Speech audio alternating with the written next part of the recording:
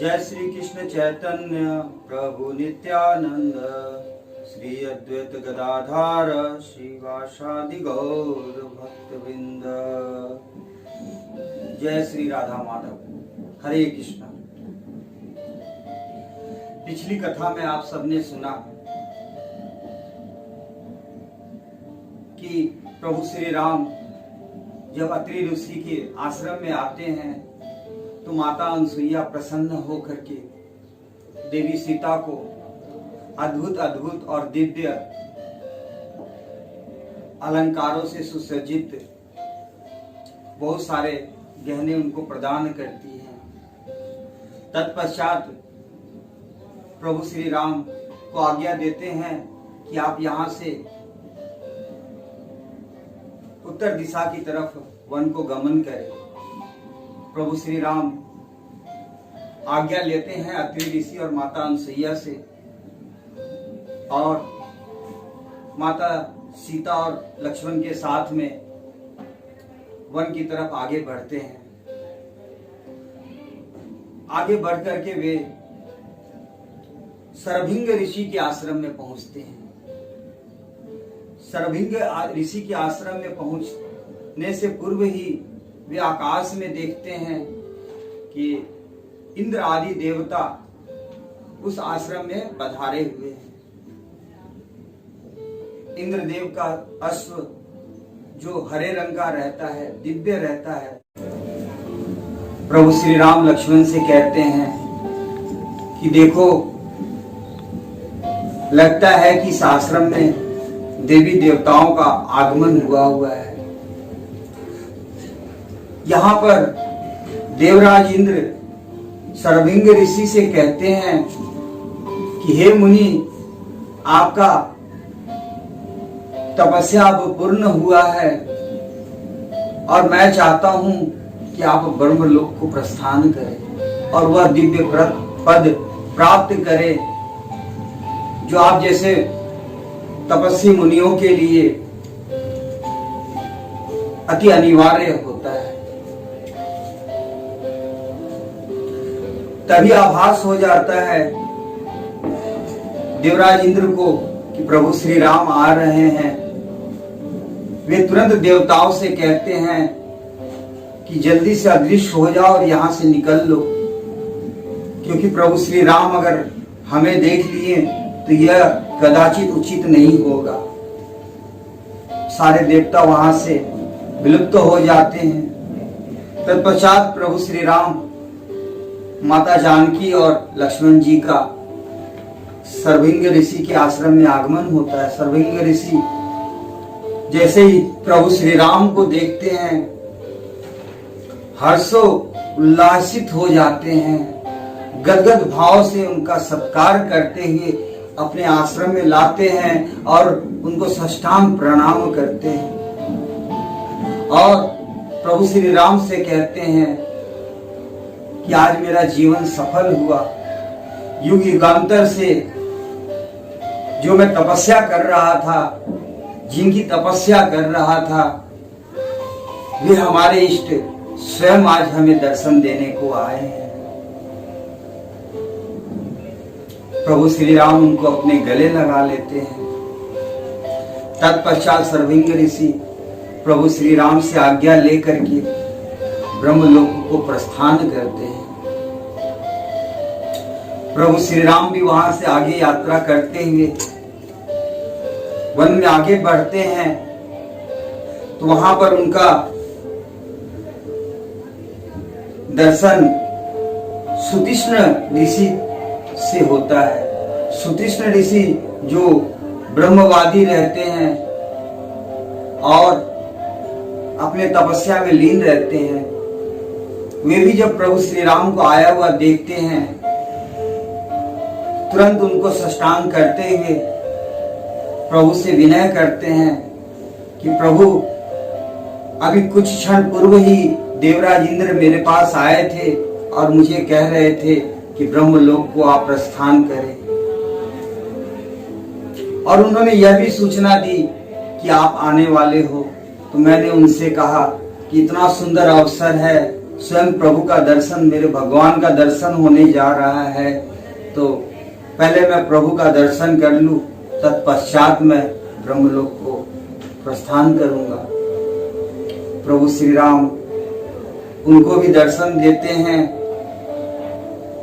तत्पश्चात उनको कहते हैं कि निश्चित ही मैं आपको उस परम पद को प्रदान करता हूं जो देवताओं के लिए भी दुर्लभ है। ऐसा आशीर्वाद देते हैं और उनसे पूछते हैं कि आप मुझे रहने के लिए उपयुक्त स्थल का दिशा निर्देश करें।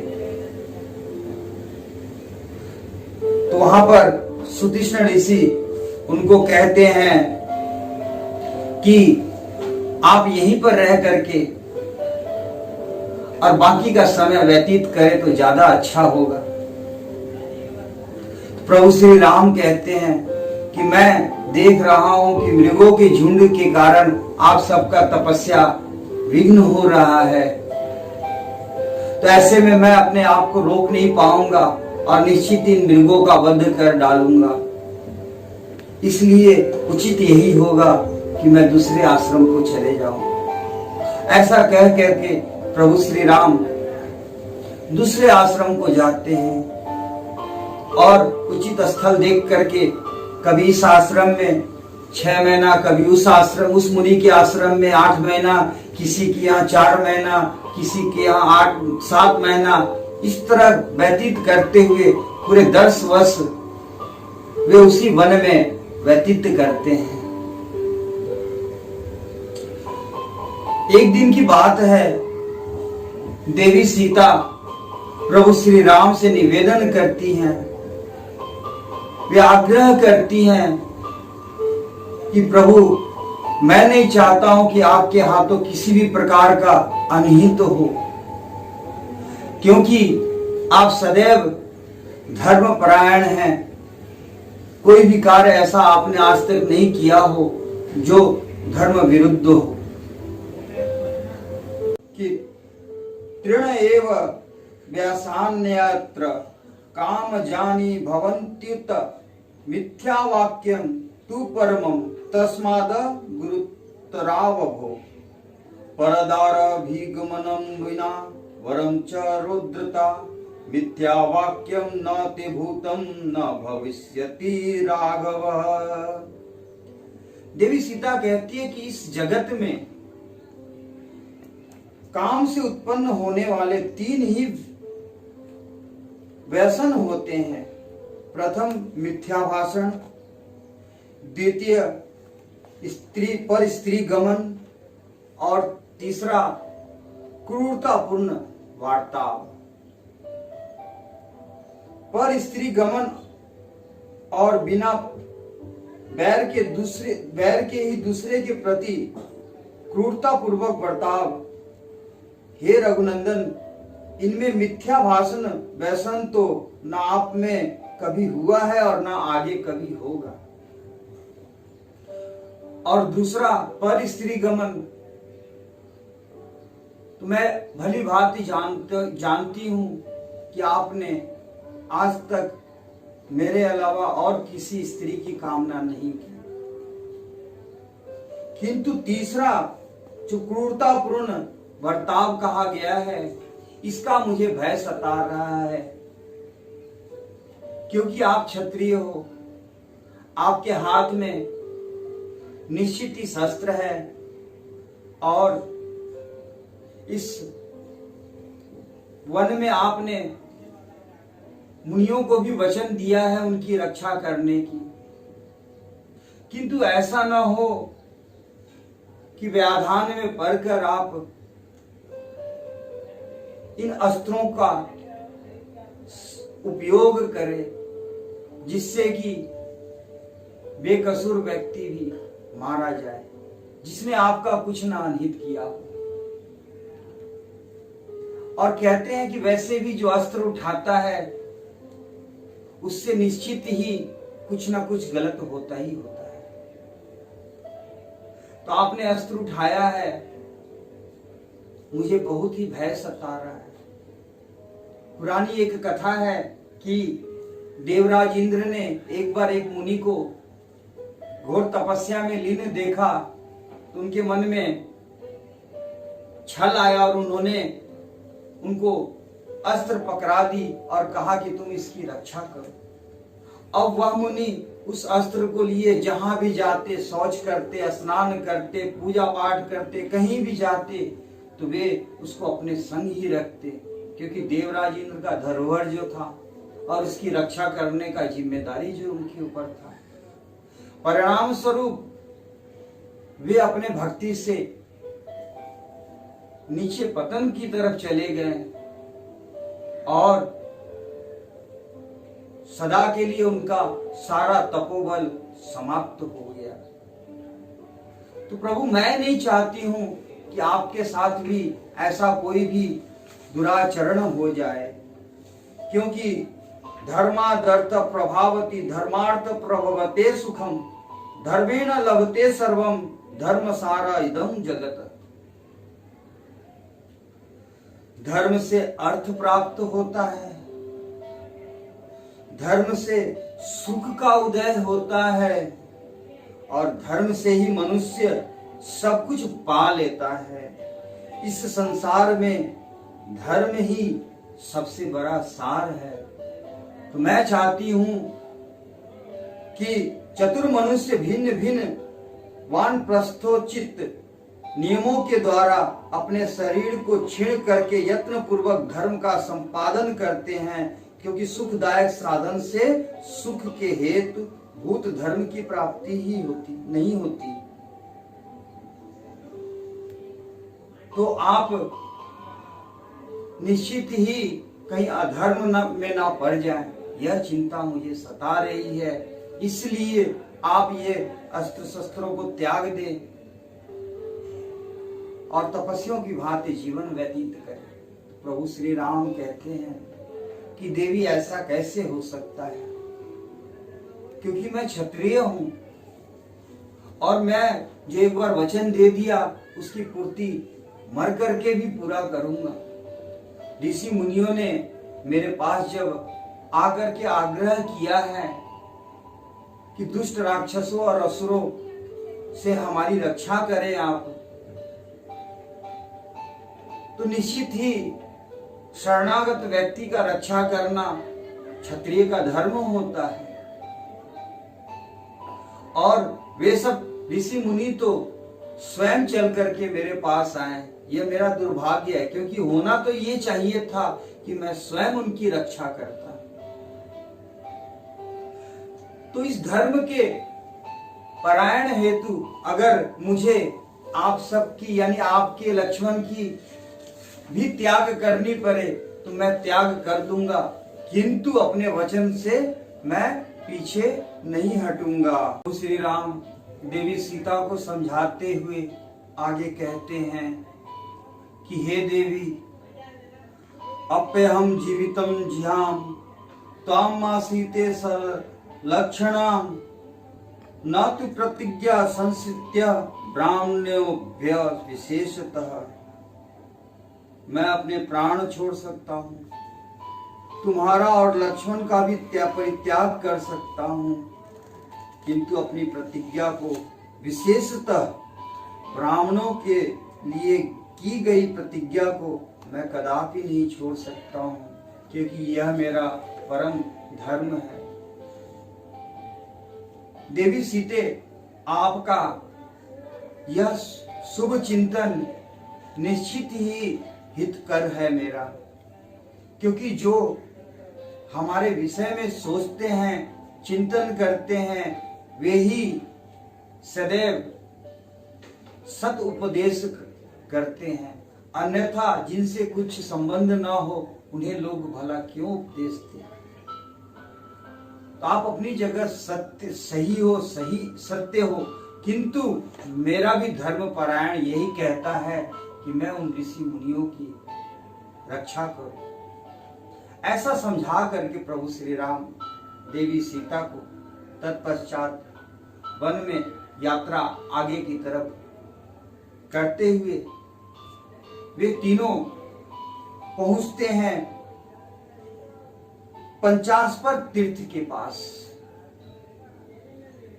वह वन अति शोभनीय था और वहां पर लगभग 1 योजन दूरी तक फैला हुआ सुंदर सरोवर था। निश्चित उस सरोवर में सुंदर सुंदर हाथियों का समूह स्नान करते थे। सारस आदि पक्षियों का विचरण होता था उस सरोवर में। तो जब ये तीनों वहां पहुंचे हैं उस सरोवर के करीब, तो वहां से विभिन्न प्रकार की संगीतमय तरंगे सुनाई पड़ती है तीनों को। देवी सीता पूछती हैं कि यह संगीतमय तरंगे प्रभु कहां से आ रही है? दृश्य में तो कुछ भी नहीं आ रहा है, किंतु संगीत की ध्वनि हमारे कर्ण में अच्छे से पड़ रही है।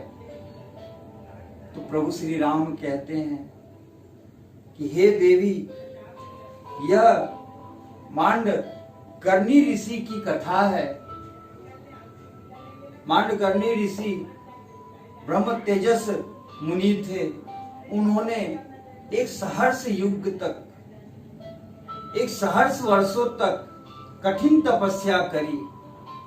तत्पश्चात उनके तपस्या से वरुण आदि देवता घबरा जाते हैं। उन्हें लगता है कि कहीं उनके पद को छीन न ले, मांग न ले ब्रह्मदेव से। अब देखिए, सब लोग स्वर्ग लोक की कामना करते हैं। स्वर्ग लोक में देवताओं का आधिपत्य है। अब बताइए, ऐसे लोक की कामना करके क्या लाभ, जहां के देवता भी स्वयं अपने पद की चिंता करते हैं। उनको हमेशा भय सताए रहता है कि कहीं पद छीन न जाए। तो वही तो इस लोक में भी है। यहां भी लोग, सबको पद चाहिए, अपनी पूंछ चाहिए। सब अपनी अपनी पहुंच दिखाना चाहते हैं, पहुंच लेकर के जी रहे हैं। सबको भय रहता है कि कहीं मेरी पहुंच कम ना हो जाए। तो वही चीज स्वर्ग लोक में है। तो स्वर्ग लोक की क्या कामना करना? ऐसे लोक की कामना करो कि पुनः मृत्यु का मुंह ना देखना पड़े, मृत्यु रूपी भय ना सताए आपको। क्योंकि त्रायते सबसे बड़ा भय है इंसान के अंदर, यानी मृत्यु का भय सबसे ज्यादा है लोगों को। तो मांडकर्णी मुनि के तपस्या से जब देवता लोग चिंतित हो जाते हैं, तो उन्होंने षड्यंत्र रचा है और 5 प्रमुख अप्सराओं को उन्होंने ऋषि मांडकर्णी के आश्रम में भेज दिया है, उनके तपस्या से उनको विमुख करने हेतु। वे 5 अप्सराएं जब मांडकर्णी ऋषि के पास आते हैं, तो मांडकर्णी ऋषि उन अप्सराओं को देख करके मोहित हो जाते हैं और अपने तपोबल से इस सुंदर सरोवर का निर्माण किए हैं। और 5 अप्सराएं को लेकर के वे सदैव उनमें लिप्त रहते हैं, इसी सरोवर के अंदर।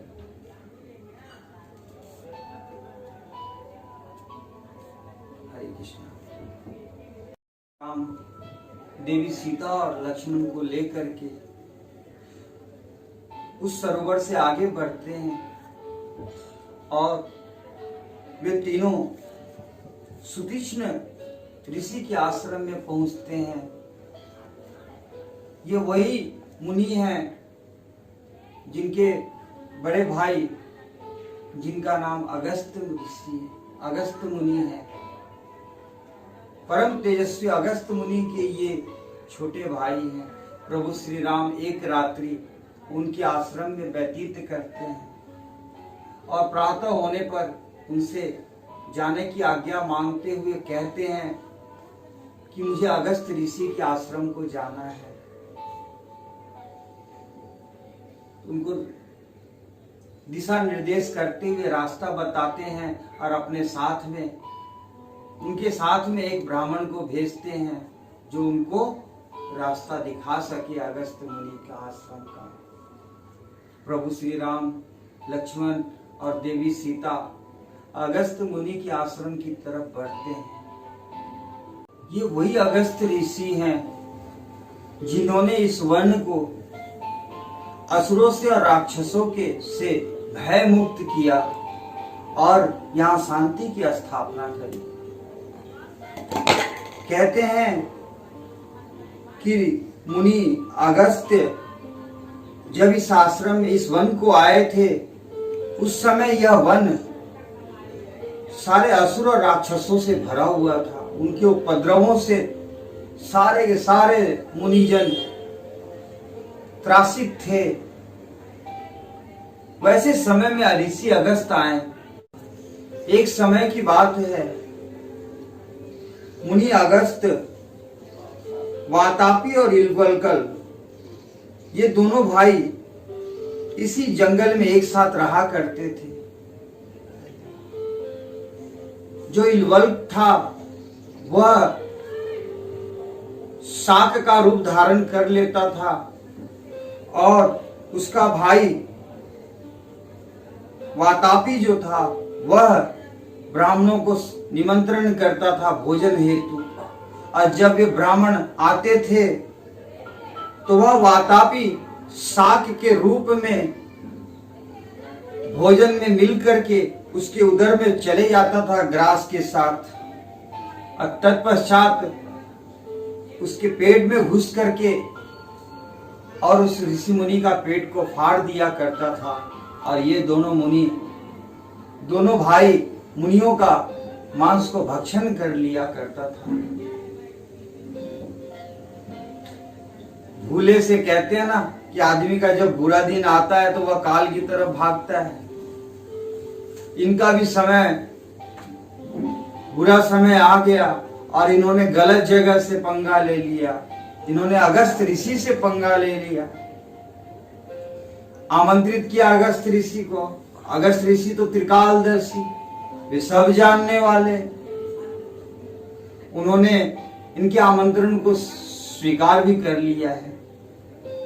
जब भोजन हेतु आए हैं तो वातापी शाक के रूप में परिवर्तित हो मुनि अगस्त के उदर में प्रवेश कर गए हैं गाछ के रूप में।